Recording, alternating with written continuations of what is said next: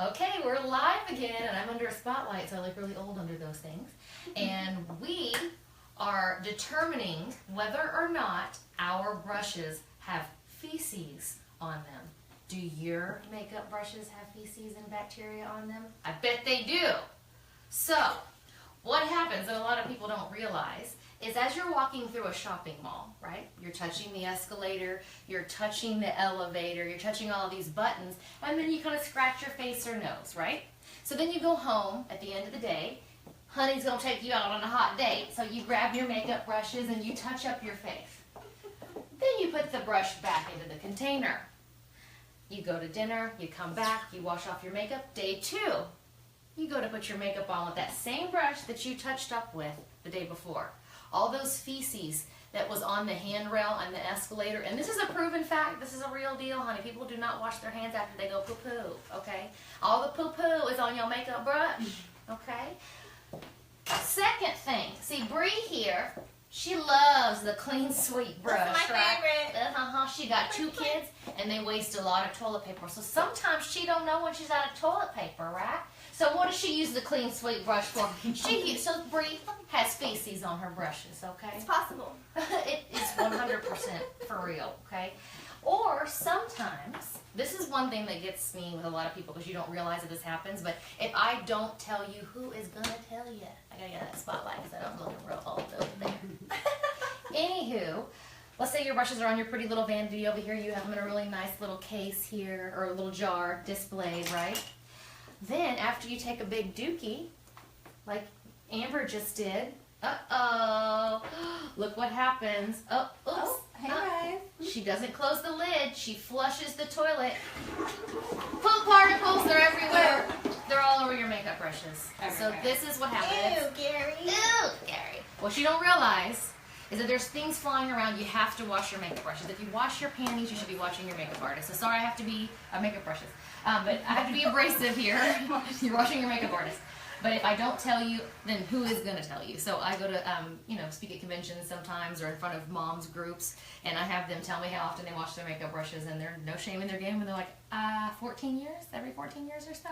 So you have to make sure you're doing it monthly, and to keep you on track, it's the first Sunday of every month. Now we're going to talk about what do you use to wash your makeup brushes with. Bree, would you demonstrate how to use the JKC brush wash? So with my favorite little brush here, It's got her diarrhea all over it. One little. We're gonna do a little water. Put the brush in the water. You can get in close so they can see. And we're just gonna sweep the brush across the hand. Show them what you don't want to do with the brush. What you don't want to do is like don't be really rough. that's not nice to the brush. We have to be nice to the brush. Yeah. We just back and forth, and you want to you see all that makeup come out of the brush. And what happens over time, would you go grab me the, And then you just want to make sure that all the soap is out of the brush.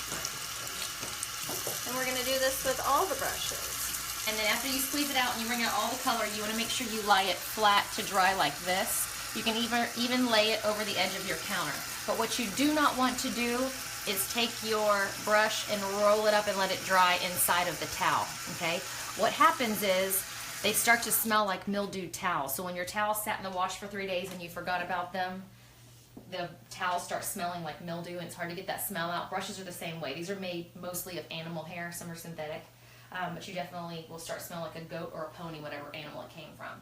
So this brush we've already washed with our spray brush cleaner. So most cosmetic lines or even Sephora sells a brush off type product that you can spray on the brushes when adjusting colors, or for makeup artists to use between clients. Those have a lot of harsh chemicals in them and they eat the handles off your brush. So you don't want to use those on your personal brushes. We have to so we don't spread Ebola at the makeup counter. So we don't want to spread cooties, so we have to make sure we use a really harsh cleanser for that, but it's not for you to use on your personal cleansers, and it does tear apart our brushes. We have to replace those like once a year or once every 2 years. But after you spray them, they never really get totally clean. So this brush, when I'm done cleaning it, I'm going to show you in just 1 second how I do it. It'll look like the day you bought it. It'll be nice and white. So if you use dish soap is another thing, or olive oil, I hear some people say they're using.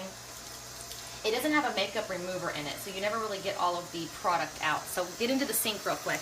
When you squeeze, I'm going to try to get into these shadows here, you see all that makeup coming out.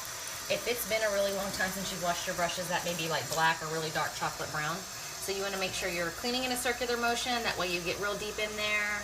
Squeeze it out, and now look like the hair now looks like it did the day that you bought it. See?